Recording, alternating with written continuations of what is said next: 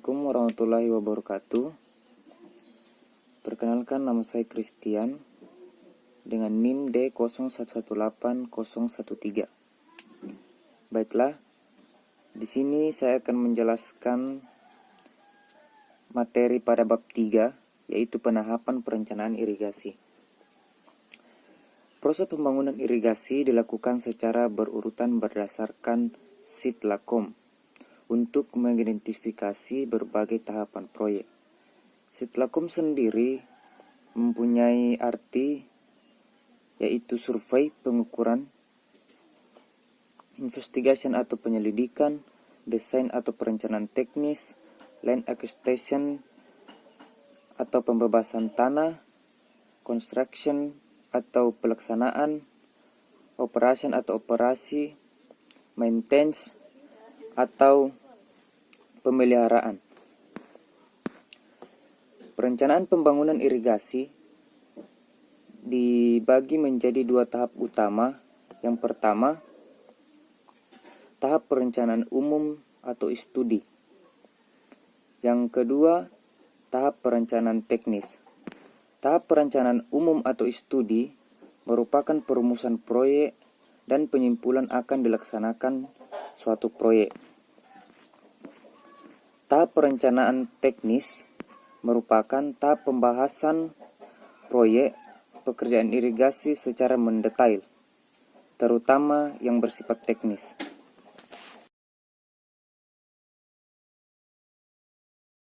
Baiklah, sekarang kita masuk pada tahap studi. Dalam tahap studi, konsep proyek dibuat dan dirinci mengenai irigasi pertanian. Dan pada prinsipnya didasarkan pada faktor tanah, air, dan penduduk atau masyarakat itu sendiri. Dan pada tahap studi tersebut, kita dihadapkan pada urutan kegiatan proyek yang dimana teman-teman sekalian bisa melihat dari urutan tersebut memiliki arti dimana SA itu sendiri adalah studi awal, SI studi identifikasi, SP studi pengenalan, SK studi kelayakan, PP perencanaan pendahuluan, PD perencanaan detail, dan RI rencana induk. Pada setiap taraf studi ada 7 persyaratan perencanaan proyek irigasi yang akan dianalisis dan dievaluasi. Yang pertama, lokasi dan perkiraan luas daerah irigasi. Yang kedua, garis besar rencana pertanian. Yang ketiga, sumber air irigasi dan penilaian mengenai banyaknya air yang akan tersedia serta perkiraan kebutuhan akan air irigasi, kebutuhan air minum, air baku, industri, dan rumah tangga. Yang keempat, deskripsi tentang pekerjaan prasarana infrastruktur baik yang sedang direncanakan maupun yang sudah ada. Yang kelima, program pelaksanaan dan skala prioritas pengembangannya. Yang terakhir, dampak terhadap pembangunan sosial ekonomi dan lingkungan. Baiklah, sekian video penjelasan dari saya. Dan saya minta maaf atas kekurangan dari video tersebut, baik dari segi penjelasan maupun dari editing video tersebut. Dan mungkin juga terdapat banyak suara bising, baik suara kendaraan, karena di luar sedang melakukan pekerjaan jalan juga. Dan terima kasih telah menonton dan sekian. Assalamualaikum warahmatullahi wabarakatuh. Assalamualaikum warahmatullahi wabarakatuh. Saya atas nama Asrar Alimudin dengan NIM D01181515 ingin mempresentasikan sebuah materi tentang penahapan perencanaan irigasi. Adapun yang saya ingin jelaskan di sini itu dalam bab 3, yaitu poin 2.1, yaitu studi awal, di mana ide untuk menjadikan suatu daerah menjadi daerah irigasi datang dari lapangan atau kantor. Konsep atau rencana membuat suatu proyek terbentuknya melalui pengamatan kesempatan fisik di lapangan atau melalui analisa data-data topografi dan hidrologi. Data-data yang terhubung dengan daerah tersebut dikumpulkan peta atau laporan gambar tersebut dan dianalisis. Hubungannya dengan daerah irigasi di dekatnya kemudian dipelajari. Selanjutnya dibuat rencana garis besar dan pola pengembangan beserta laporannya. Ketika ketelitian yang dicapai sepenuhnya bergantung kepada data dan keterangan informasi yang ada. Oke, di sini saya akan mencoba melanjut, yaitu pada poin 2.2 yang dimana studi identifikasi.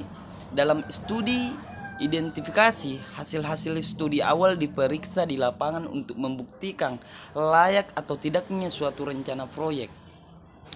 Dalam taraf lapangan, proyek ini merupakan proyek yang akan dievaluasi sesuai dengan garis besar dan tujuan pengembangan proyek yang ditetapkan oleh Direktorat Jenderal Sumber Daya Air.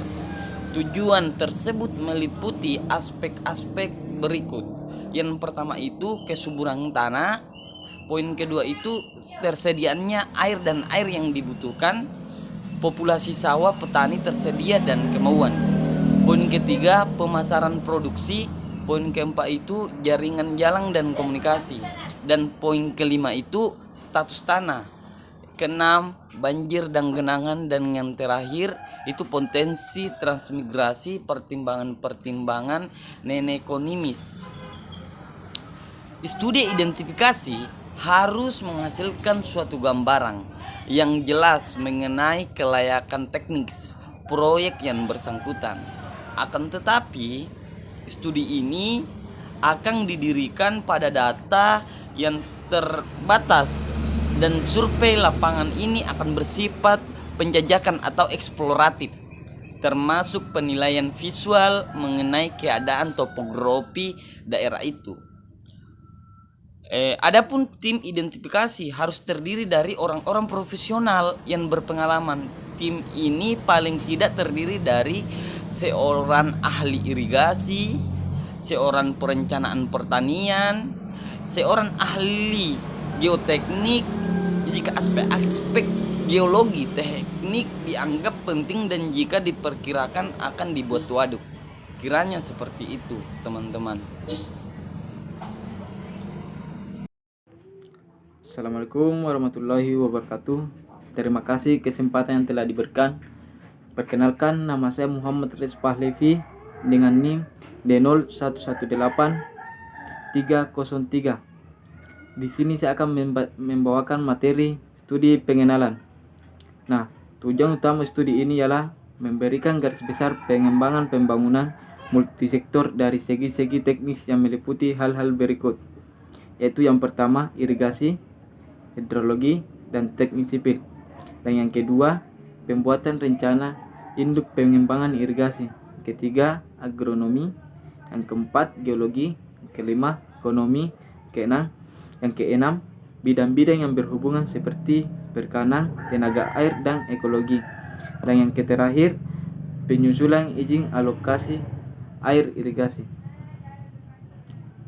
Nah, berbagai ahli yang dilibatkan dalam studi pengenalan ini. Data dikumpulkan dari lapangan dan kantor. Studi pengenalan ini terutama menenangkan irigasi dan aspek-aspek yang berkaitan langsung dengan irigasi. Beberapa disiplin ilmu hanya berfungsi sebagai pendukung saja. Evaluasi data dan rencana semua diarahkan kepada pembangunan irigasi. Kita lanjut. Studi pengenalan, tidak dilakukan pengukuran aspek-aspek topografi. Peta dengan garis-garis kontur berskala 1:25.000 dengan geologi teknik atau penyelidikan pendahuluan dan kecocokan tanah. Peta kemampuan tanah berskala 1:250.000. Semua kesimpulan dibuat berdasarkan pemeriksaan lapangan. Sedangkan alternatif rencana teknik didasarkan pada peta-peta yang tersedia. Ketetapan rencana teknik sangat bergantung pada ketetapan peta. Akan tetapi, rencana tersebut akan menetapkan tipe irigasi dan bangunan. Studi pengenalan akan memberikan kesimpulan-kesimpulan tentang persyaratan perencanaan. Luas daerah irigasi akan ditetapkan dan nama proyek akan diberikan. Kita lanjut materi yang kedua, studi kelayakan. Nah, studi kelayakan bisa didahului dengan studi prakelayakan. Tujuan utama studi prakelayakan adalah untuk menyaring berbagai alternatif yang sudah dirumuskan dalam studi pengenalan. Berdasarkan perkiraan biaya dan keuntungan yang dapat diperoleh pada taraf ini diadakan pengukuran lapangan, tetapi hanya akan dilakukan pemeriksaan lapangan saja. Nah, tujuan utama studi kelayakan adalah untuk menilai kelayakan pelaksanaan untuk proyek dilihat dari segi teknis dan ekonomis.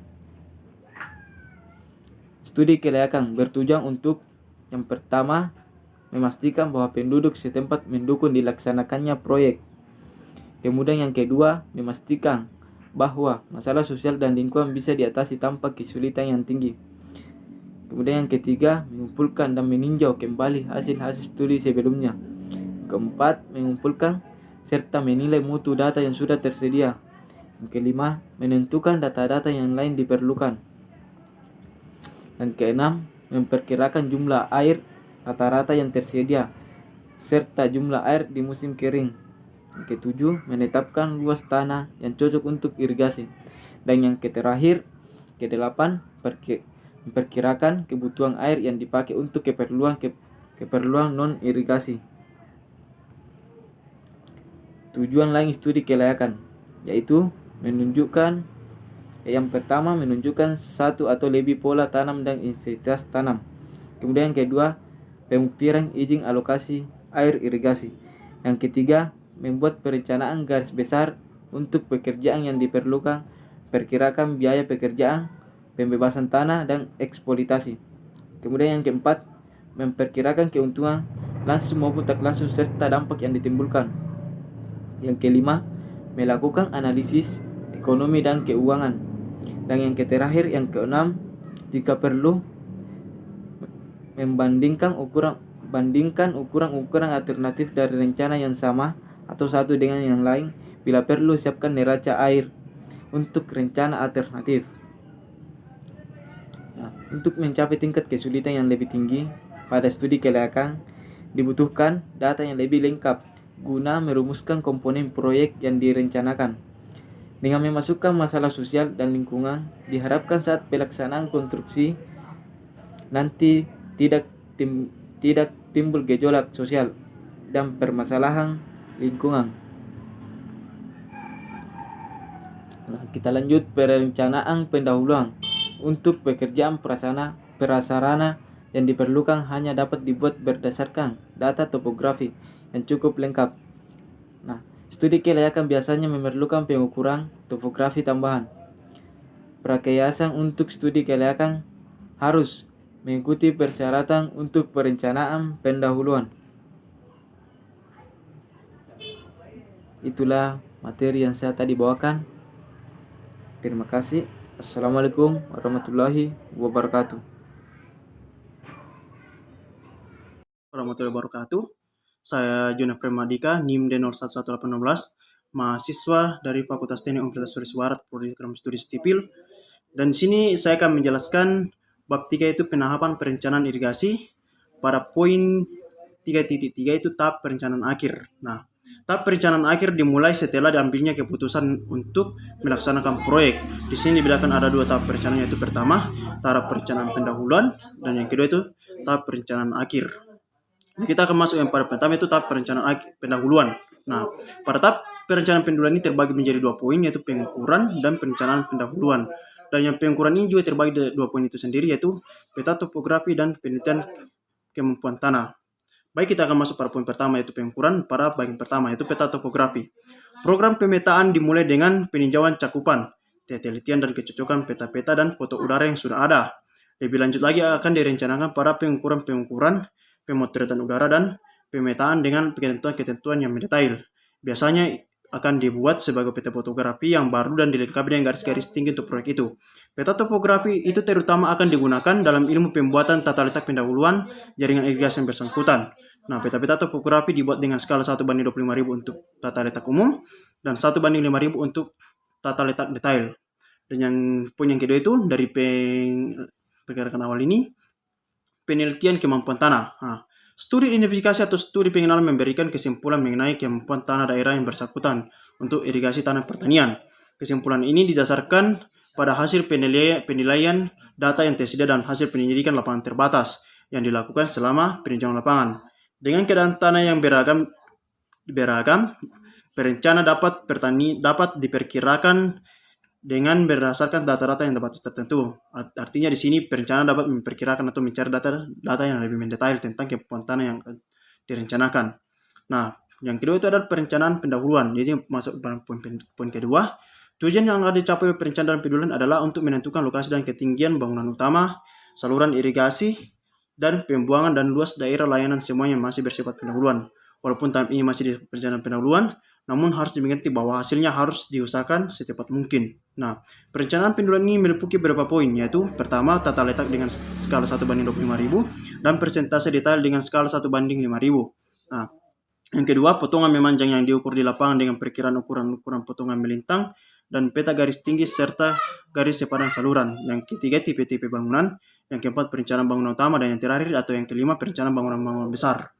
Nah, pada tahap perencanaan pendahuluan juga akan dibuat analisis hidrologi proyek yang meliputi tersedianya air, kebutuhan air, dan neraca air.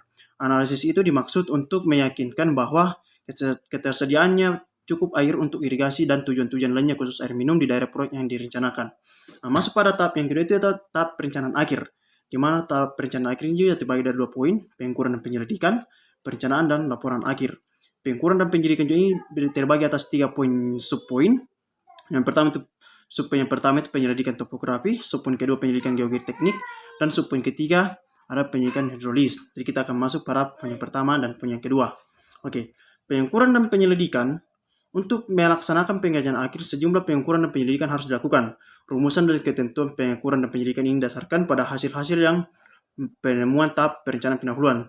Tanggung jawab atas persyaratan, pelaksanaan, dan hasil-hasil akan ada pada rekayasa. Dan pada sub pertama itu pengukuran topografi. Pengukuran trase saluran dilakukan menyusul masuknya hasil-hasil tahap perencanaan pendahuluan. Adalah penting bahwa untuk pengukuran sifat dasar trase salurannya hanya dipakai untuk satu basis data saja. Tahap ini selesai dan akan menghasilkan peta tata letak dengan 1:5.000 di mana trase saluran diplot. Dan pada subpoin kedua itu penyelidikan geologi teknik. Informasi mengenai geologi teknik yang diperlukan untuk perencanaan dikhususkan pada kondisi geologi, daya dukung tanah, kelulusan atau permeabilitas, dan daerah-daerah yang mungkin dapat dijadikan sebagai lokasi sumber timbunan. Pada tahap ini, penilaian pendahuluan mengenai karakteristik geologi teknik dan geologi dibuat berdasarkan data-data yang ada dari inspeksi penyelidikan lapangan. Dan subpoin yang ketiga itu penyelidikan hidrolis model. Untuk perencanaan jaringan irigasi dengan model hidrolis mungkin hanya diperlukan untuk bangunan-bangunan utama dan beberapa bangunan besar dalam jaringan itu. Pada umumnya penyelidikan dengan model ini diperlukan apabila rumus teoritis dan empiris dan aliran tidak bisa dimerumuskan pada pengukuran lokal dan angkutan sedimen di sungai. Dan masuk pada poin yang kedua itu perencanaan dan laporan akhir. Nah, pembuatan perencanaan lap akhir merupakan tahap terakhir dalam perencanaan jaringan irigasi. Nah, dalam tahap ini gambar-gambar tata letak, saluran, dan bangunan akan dibuat detail akhirnya. Tahap perencanaan akhirnya akan disusun dan perkiraan biaya, program, metode, pelaksanaan, dan pembuatan dokumen tender. Nah, perencanaan akhir akan disajikan sebagai laporan perencanaan yang berisi semua data yang telah dijadikan sebagai dasar perencanaan tersebut sebagai kriteria yang diterapkan. Jadi sekian mungkin yang bisa saya jelaskan, kurang lebihnya mohon dimaafkan. Jadi saya Juan, sampai jumpa.